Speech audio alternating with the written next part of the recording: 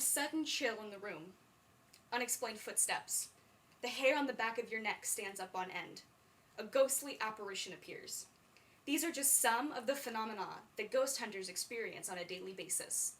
Today I'm going to be talking about one of the most fascinating professions in the world, paranormal investigator. Paranormal activity and ghosts have captured the interest of billions of people worldwide for many centuries. I'll be talking today about ghosts and how they can manifest themselves, give a brief history of ghost hunting, and discuss the tools and practices used in the field today. First, let's get some background on what exactly ghosts are. A ghost is defined as being the disembodied soul or spirit of a deceased person, but to a paranormal investigator, it can be so much more. The most common form of a ghost is an apparition. It's the body or limbs of a deceased person that we typically think of. They can appear as light, as big forms of beams of light, but people typically think of them, and sometimes they can manifest themselves as gray or silver translucent beings that hover above the ground, some even with facial features. They can have voices and talk to people. And though they're the most commonly known type of ghost, they're the most rare to be seen. This is a picture of what an apparition might look like. As you can see, it's light form, it hovers above the ground, and it is in the shape of a person.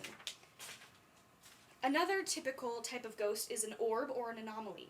According to GhostStudy.com, these appear as translucent balls of light that hover in the air. They move pretty quickly, so to the human eye, they're hard to see, but they are the most likely to show up in a photograph, and often many will show up in a photograph. These are what they look like. You can see it here and as well as here.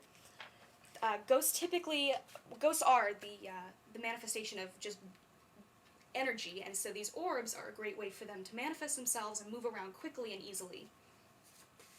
Another type of haunting is a residual haunting. According to Stephen Krensky's book Ghosts, these are replayed actions that happen over and over again, much like rewinding and replaying something on your TV.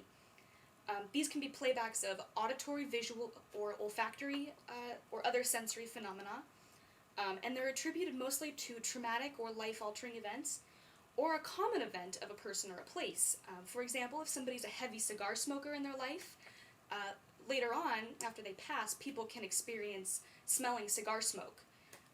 Or, for example, as well, the Winchester Mystery House in San Jose, California, in the servants' quarters in the kitchen, there's a ghost that appears at the same time every day and does the same exact thing every single day. It's like an echo of past events. The fourth most common type of ghost is the shadow people. These are dark figures that typically appear in peripheral vision, occasionally taking the shape of a human, and they're extremely quick moving, so they'll appear in peripheral vision and you'll look and they'll be gone. That's why they're extremely hard to know what they look like exactly, and it's very, very, very difficult to get a picture of them. This is an artist's rendition of what they might look like. Even though they're a little bit menacing, they're not actually harmful, like a demon might be, perhaps. Now that we know just what ghosts are, let's take a look at the history of ghost hunting. For centuries, people have been interested in the afterlife, and over time, ghost hunting has evolved and taken on different aspects. As early as 1st century AD, there have been instances of ghost hunting. In his book Ghost Science, Vince Wilson writes that Pliny the Younger, who was a Roman letter writer, went on the first recorded ghost hunting trip in a haunted house in Athens. Fast forward a few hundred years, and seances become popular. A seance is when people sit around a table holding hands, and a medium will contact a spirit, and the spirit will typically talk back, move objects in the room, or make noise, or sometimes even communicate through the medium. According to Modern Spiritualism by Frank Podmore, these became extremely popular in the 1850s and well into the 1900s. They remained popular and fashionable as well. And unfortunately, at the time, people wanted to capitalize it on it being popular and fashionable, so a lot of the mediums weren't really mediums, but people that were fake and would use trickery to make people think that they were experiencing some sort of phenomena. In 1882, the Society for Psychical Research was founded by Henry Sidgwick, who was a professor at Cambridge University. He founded this because of all of the popularity of seances at the time.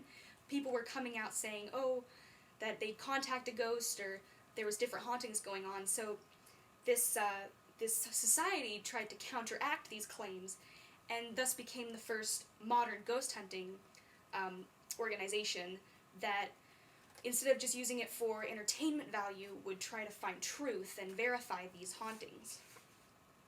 Recently, there's been a major increase of ghost hunters, be it amateur or professional. According to an article written by Olga Karif in Business Week Online, paranormal tech business owners are experiencing a boom in their sales. The reason for this could be there's various films out there that people might see and want to get involved in ghost hunting. There's numerous reality shows on TV right now, such as Paranormal State, Ghost Hunters, Most Haunted. People are inspired by these societies that go out and find ghosts and want to go and do it themselves. Another reason is there's better technology that is more widely available and less expensive today than in the past. So people can just go pick stuff up and go out and do it themselves. Now that we've got a history on ghost hunting, let's look at the tools of today's paranormal investigator. Today's ghost hunter uses a wide range of tools, the most basic being a camera. Obviously, it's the easiest to get and the cheapest. There's several documented photographs of what appear to be ghosts out there. And cameras, like I said before, can capture the quick-moving anomalies that appear in the air. Cameras can also show sometimes what people can't see. There's been a lot of instances where people have not seen anything in front of them, but once they take a picture, there will be something on the picture that they didn't see before. Another typical practice that's going on right now is EVP, or electronic voice phenomena, which is the capturing of phantom voices on tape. Mary Roach wrote in her book Spook and cited Fredrik Jurgensen, who was a Swedish artist, as the founder of EVPs. When he placed a tape recorder in his room and just recorded the air, he could hear, when he played it back, what sounded like somebody humming music. And though at first he thought he had tapped into a radio station, the more he listened to it, he could hear the voices calling his name and his dog's name. After hearing about this, a Latvian psychologist named Konstantin Rodiv began further researching with EVPs and eventually got 70,000 voice texts of these phenomena. Although his method was a little bit different, he didn't quite just record the air, he would place a recorder in front of a radio and turn on the white noise or the hissing static sound in between radio stations, which it's thought that ghosts can more easily channel their voices through this medium. Another tool that's common right now is the EMF meter, or electromagnetic field meter.